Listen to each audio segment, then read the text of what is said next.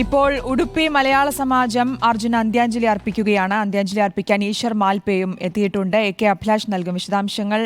അഭിലാഷ്, മാൽപേയുടെ ഈശ്വർ മാൽപേ അർജുനായുള്ള തെരച്ചിലിൽ എത്രത്തോളം ഭാഗമായിരുന്നു നമ്മൾ കണ്ടതാണ്. ഇപ്പോൾ മാൽപേ അടക്കമുള്ളവർ അവിടെ ഉടുപ്പി മലയാള സമാജം അടക്കമുള്ളവർ ഈ അർജുന അന്ത്യാഞ്ജലി അർപ്പിക്കാൻ എത്തിയിരിക്കുന്നു എന്ന് മനസ്സിലാക്കുന്നു. വിവരങ്ങൾ എന്തൊക്കെയാണ്?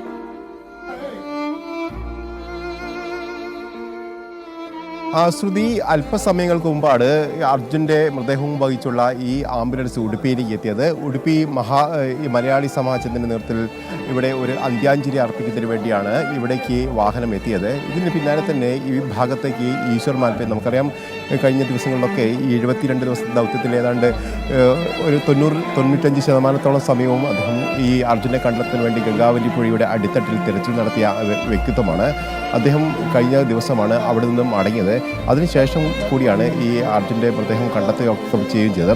ഏതായാലും ഈശ്വർ മാൽപേ അടക്കമുള്ള ആളുകൾ ഇപ്പോൾ ഇങ്ങോട്ട് എത്തിയിരിക്കുന്നു. അതോടൊപ്പം തന്നെ അർജുൻ്റെ മൃതദേഹത്തിൽ അന്ത്യാഞ്ജലി അർപ്പിച്ചിരിക്കുന്നു. അതോടൊപ്പം തന്നെ കാർവാർ MLA സതീഷ് കൃഷ്ണ സെയിൽ അടക്കമുള്ള ആളുകൾ ഇവിടെ ഉണ്ട്.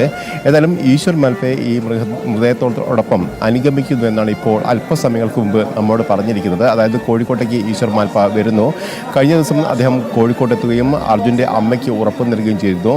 കാരണം അർജുനെ കൊണ്ട് ഞാനിങ്ങോട്ട് തിരിച്ചു വരൂ എന്നുള്ള ഉറപ്പായിരുന്നു അദ്ദേഹം നൽകിയിരിക്കുന്നത്. അതിൻ്റെ തുടർച്ചയായിട്ട് തന്നെയായിരുന്നു ഈ മൂന്നാം ദൗത്യത്തിൻ്റെ തുടക്കം മുതൽ അദ്ദേഹം ഷിരൂരിൽ ഗംഗാവലി പുഴയിൽ ഉണ്ടാവുകയും ചെയ്തു. പിന്നീട് ഈ ജില്ലാ ഭരണകൂടവുമായി ബന്ധപ്പെട്ട് ചില ഭിന്നതകൾ രൂപപ്പെട്ടതോടുകൂടിയാണ് അദ്ദേഹം തിരച്ചിൽ മതിയാക്കി അമ്മയോട് മാപ്പ് പറഞ്ഞതിന് ശേഷം അദ്ദേഹം ഷിരൂരിൽ നിന്ന് മടങ്ങിയത്. ഏതായാലും അദ്ദേഹത്തിൻ്റെ സ്വദേശം ഉടുപ്പിക്ക് അടുത്തുള്ള മാൽപ്പയാണ്. ഈ ഉടുപ്പിയിലേക്ക് ഈ വാഹനം എത്തിയപ്പോഴാണ് ഈശ്വർ മാൽപ്പയും അദ്ദേഹത്തിൻ്റെ സുഹൃത്തുക്കളടക്കമുള്ള ആളുകളും ഈ അർജുന് അന്ത്യാഞ്ജലി അർപ്പിക്കുന്നതിന് വേണ്ടി ഇവിടെ എത്തിയിരിക്കുന്നത്. ഏതായാലും ഈശ്വർ മാൽപേ ഈ വാഹനത്തോടൊപ്പം ആംബുലൻസിനോടൊപ്പം തന്നെ കോഴിക്കോട്ടേക്ക് എത്തുമെന്നാണ് ഇപ്പോൾ നമ്മെ അറിയിച്ചിരിക്കുന്നത്. അതോടൊപ്പം തന്നെ മൃതദേഹത്തോടൊപ്പം അന്ത്യാഞ്ജലി അർപ്പിക്കുന്നതിന് വേണ്ടിയുള്ള പൂക്കളും മറ്റുള്ള വസ്തുക്കളും ഒക്കെ ആയിട്ടാണ് അദ്ദേഹം ഇവിടെ എത്തിയിരിക്കുന്നത്. ഏതായാലും മലയാളി സമാജത്തിൻ്റെ നേതൃത്വത്തിലാണ് ഇപ്പോൾ അന്ത്യാഞ്ജലി നൽകുന്നത്.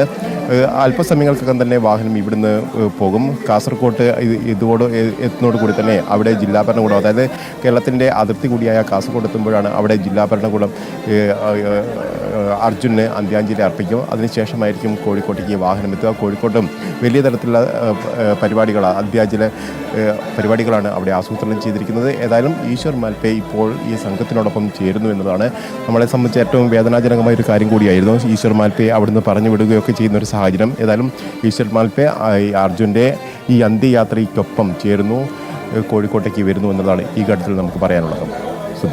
ഏറെ വികാരനിർഭരമായ കാഴ്ചകൾ തന്നെയാണ്. ഈശ്വർ മാൽപേയും അർജുനെ അവസാനമായി അന്തിമോപചാരം അർപ്പിക്കാൻ എത്തിയിരിക്കുന്നു. കോഴിക്കോട് വരെ ഈശ്വർ മാൽപേ അനുഗമിക്കുമെന്നാണ് അറിയാൻ കഴിയുന്നത്. ഉടുപ്പി മലയാള സമാജമാണ് അർജുനെ അന്ത്യാഞ്ജലി അർപ്പിക്കുന്നത്. ഒപ്പം അന്ത്യാഞ്ജലി അർപ്പിക്കാൻ ഈശ്വർ മാൽപേയും അവിടെ എത്തി.